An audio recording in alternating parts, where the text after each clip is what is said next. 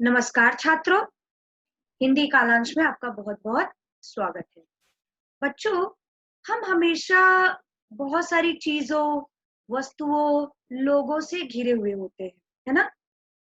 इन सभी के कुछ नाम भी होते हैं।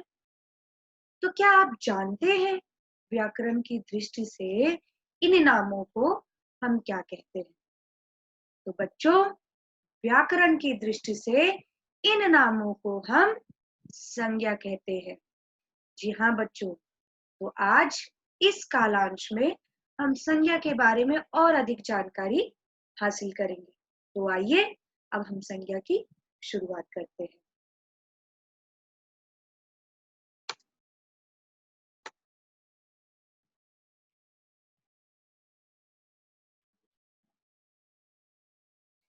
संज्ञा, सबसे पहले हम संज्ञा की परिभाषा देखते हैं। संज्ञा की परिभाषा, संज्ञा का शाब्दिक अर्थ होता है नाम। किसी व्यक्ति, वस्तु, स्थान या प्राणी के नाम को संज्ञा कहते हैं।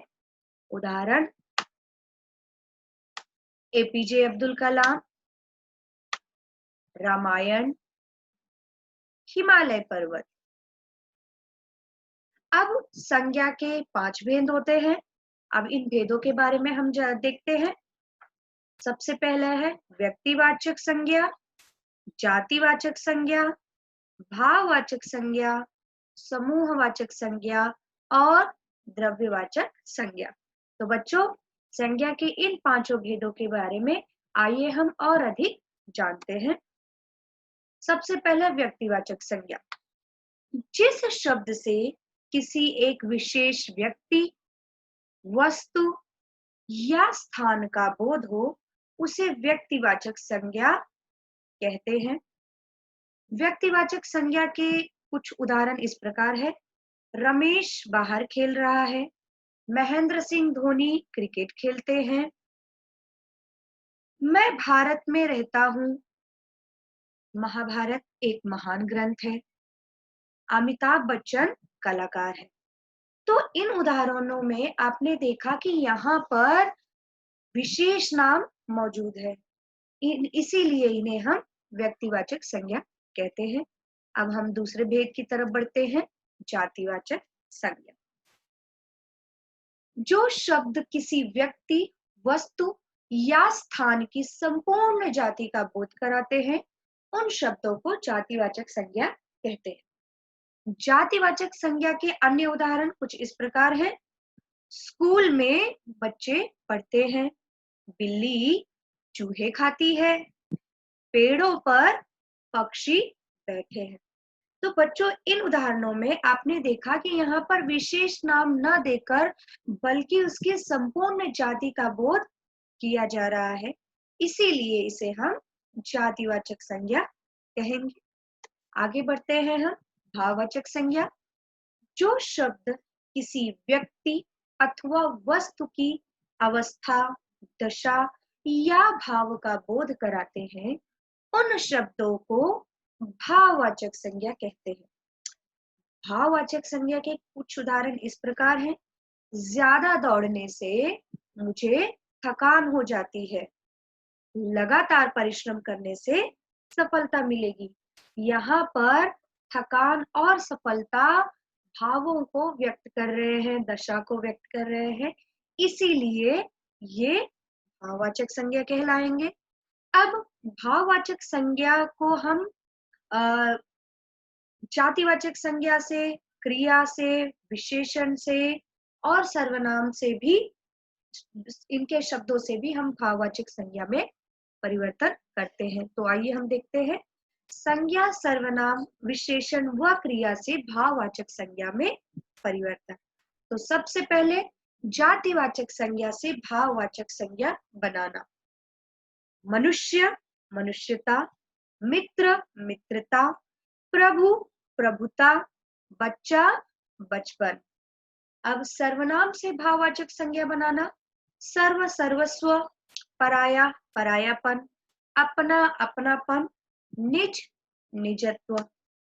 विशेषण से भाववाचक संज्ञा बनाना। अच्छा अच्छाई, सुंदर, सुंदरता या सौंदर्य, शीतल, शीतलता, सफल, सफलता। क्रिया से भाववाचक बनाना। पढ़ना, पढ़ाई, खोजना, खोज, सीना, सिलाई, जीतना, जीत। बच्चों इसी प्रकार अन्य संज्ञा, सर्वनाम, विशेषण व क्रिया के शब्दों से भाववाचक संज्ञा में परिवर्तन किया जाता है। अब आइए हम संज्ञा के बाकी के भेदों की तरफ बढ़ते हैं, जो है द्रव्यवाचक संज्ञा। तो जो शब्द किसी धातु या द्रव्य का बोध कराते हैं वे द्रव्यवाचक संज्ञा कहलाते हैं। जैसे कोयला, पानी, तेल, घी आदि। अब इसके कुछ उदाहरण इस प्रकार है। मेरे पास सोने के आभूषण है। 1 लीटर तेल लेकर आओ। मुझे दाल पसंद है। इन उदाहरणों में सोना, तेल, दाल ये धातु या द्रव्य का बोध करा रहे हैं, इसीलिए ये द्रव्यवाचक संज्ञा कहलाएंगे। अब हम संज्ञा के अंतिम भेद की तरफ आगे बढ़ेंगे, जिसका नाम है समूहवाचक संज्ञा। जिन संज्ञा शब्दों से किसी भी व्यक्ति या वस्तु के समूह का बोध होता है उन शब्दों को समूहवाचक संज्ञा कहते हैं। जैसे भीड़, पुस्तकालय, झुंड, सेना आदि। अब इसके कुछ उदाहरण इस प्रकार हैं। भारतीय सेना दुनिया की सबसे बड़ी सेना है। कल बस स्टैंड पर भीड़ जमा हो गई। मेरे परिवार में 4 सदस्य हैं। यहाँ पर इन उदाहरणों में सेना, भीड़, परिवार ये सभी समूह का बोध करा रहे हैं, इसीलिए ये समूहवाचक संज्ञा कहलाएंगे। तो बच्चों आपने देखा किस प्रकार से संज्ञा के भेदों को हम बहुत ही आसानी से समझ सकते हैं। मुझे उम्मीद है कि आपने संज्ञा और संज्ञा के भेदों को बहुत अच्छी तरह से समझ लिया होगा। धन्यवाद।